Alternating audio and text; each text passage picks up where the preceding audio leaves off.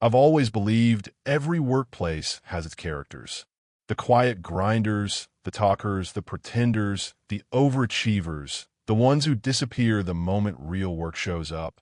And then, every once in a while, you meet the one person who makes you wonder how a grown man can walk around with that much arrogance and that little competence.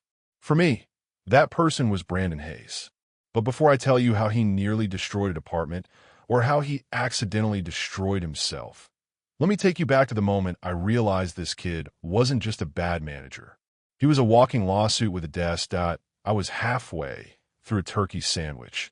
Nothing fancy, just something quick when I heard the familiar sound of expensive shoes stomping toward my desk. Slap! A stack of papers landed right in front of me. I don't care if you're on lunch break. Fix it now. Brandon snapped, chest puffed like he was addressing troops he'd never earned. I looked at the clock. I'd been on break for 3 minutes. But that wasn't the part that irritated me. What irritated me was what he'd slapped down. Yet another mangled payroll report from his wife, Sydney. Now, Sydney, she wasn't unkind, just wildly incompetent. The kind of person who'd delete a spreadsheet and then blame the keyboard for triggering negative energy. And every time she messed something up, and she messed up a lot, Brandon made me fix it. Because I'm Garrett Caldwell, 48 years old, senior financial analyst, Navy veteran, and apparently the office janitor for other people's mistakes. That printout, it showed Sydney working 8 hours on a day. She was homesick. I muttered quietly, did she work telepathically, or is this another miracle in the church of nepotism? Brandon didn't even hear it. Or if he did, he didn't care. He strutted off with that exaggerated confidence of someone who'd never earned anything in his life. The entitlement walked with him like a perfume. And I closed my sandwich, took a breath, and got back to work. Again did I in the Navy. If someone repeatedly messed up like this, they'd be scrubbing deck plates until they learn accountability. But in corporate America, all you need is the right last name, or in Brandon's case, the right person in your bed. He wasn't just a nepotism hire. He was the son-in-law of the company's VP. 6 months after marrying Sydney, who worked here as a social media coordinator, Brandon magically became department manager. No experience, no financial background, no prior leadership role, just one shiny wedding ring, and a whole lot of misplaced confidence. About 4 months into his leadership, Brandon publicly dismissed me during a Monday stand-up. Garrett, maybe you're just not keeping up with our new methods. I blinked. He said it while smiling, like it was a compliment. In the Navy, I'd been responsible for systems that cost more than this entire office building. I trained teams, led operations under pressure. Now some kid whose biggest challenge was remembering his wife's login password was telling me I wasn't adapting. I didn't react. My old chief petty officer's voice echoed in my head. Pick your battles, son. You only need to win the right ones. The next time it happened, I took a screenshot. By month 6, I had a private folder titled Just in Case. And, buddy, that folder grew fast and he called it Agile Leadership. Let me translate. Micromanage bathroom breaks. Change schedules without telling anyone. Force unpaid overtime. Blame others for his wife's errors. Humiliate the team publicly. Call incompetence innovation. And claim all criticism was resistance to new culture.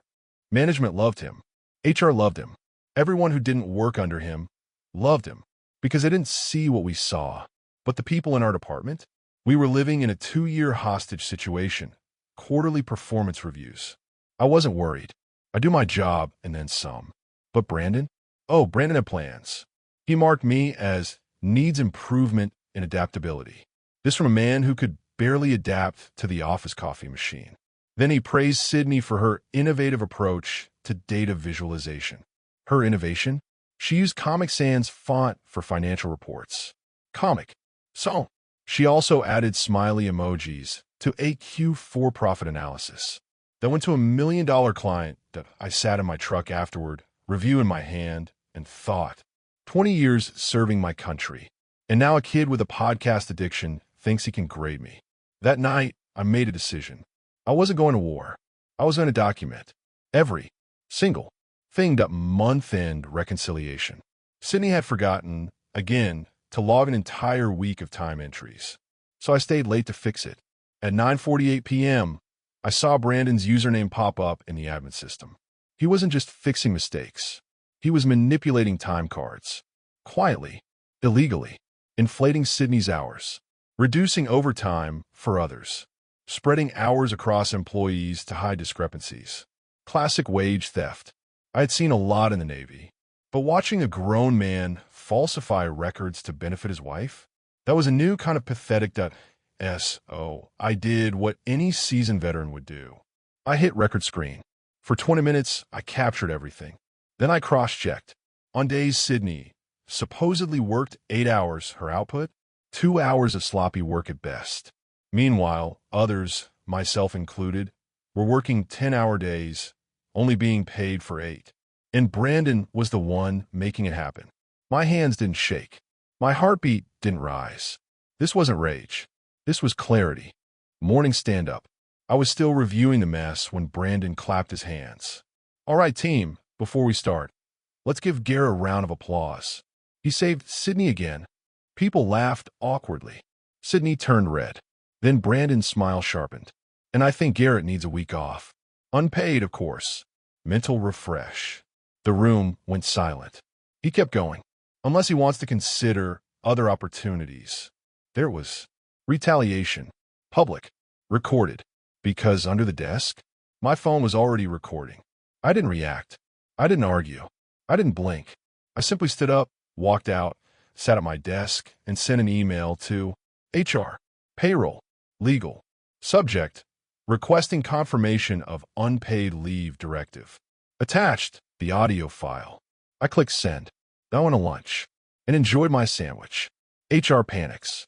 Brandon sweats.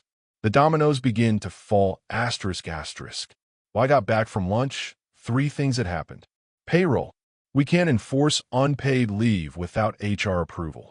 Legal. We've received your complaint. HR. Nothing. Silence. Cold, terrified silence. Brandon avoided me like I was radioactive. Sydney sent a confused, WTF was that? Message. I ignored it, because while they panicked, I dug deeper. Old logs, time entries, past adjustments. Every rock I turned over revealed another violation. Wage theft, forced overtime, manipulated PTO, retaliation, bullying, age discrimination. Every sin documented.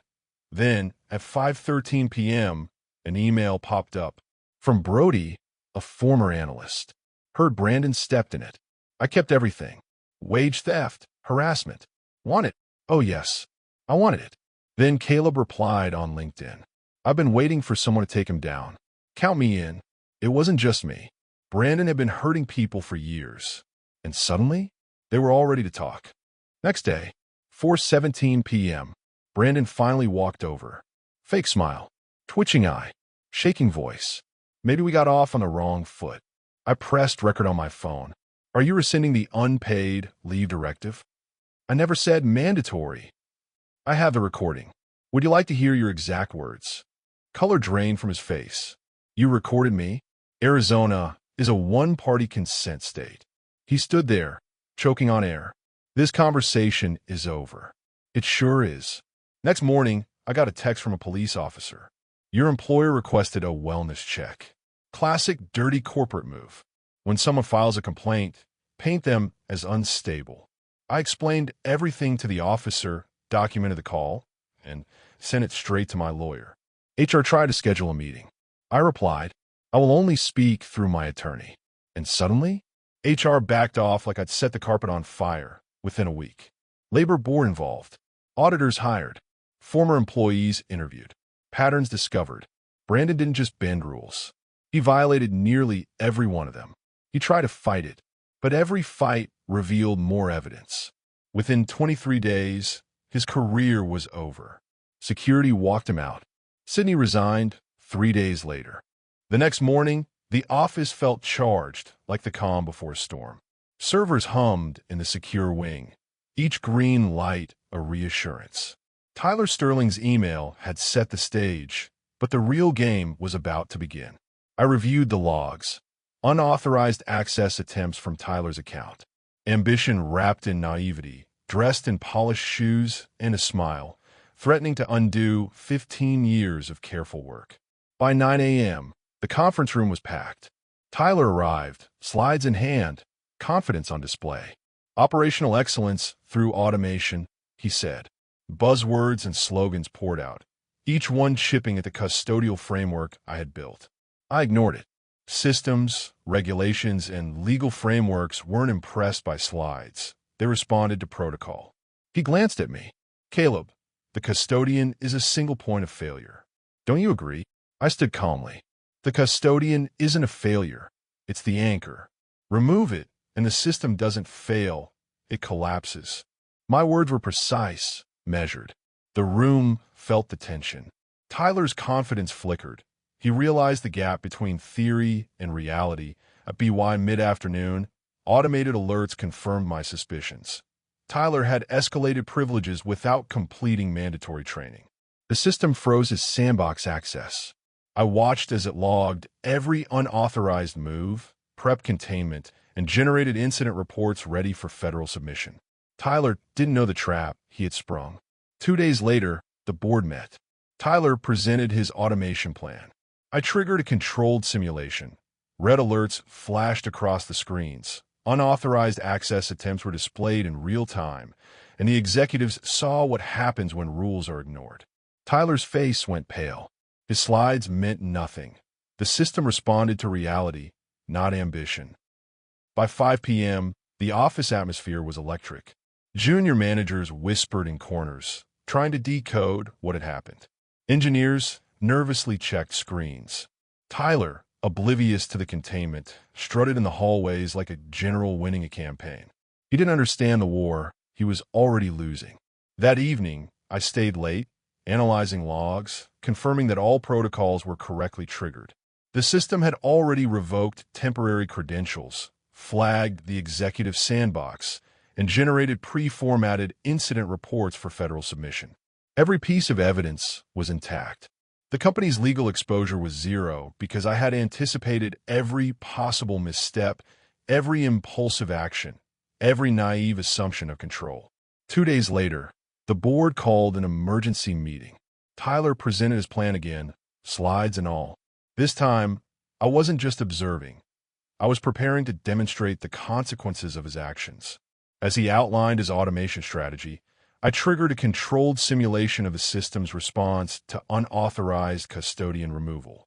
The screens in the boardroom flickered red, alerts appeared in real time, and the executives watched as the system logically executed containment, revocation, and audit logging.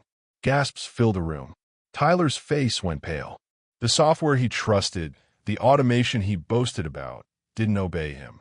It obeyed the rules, the procedures, and the custodial framework.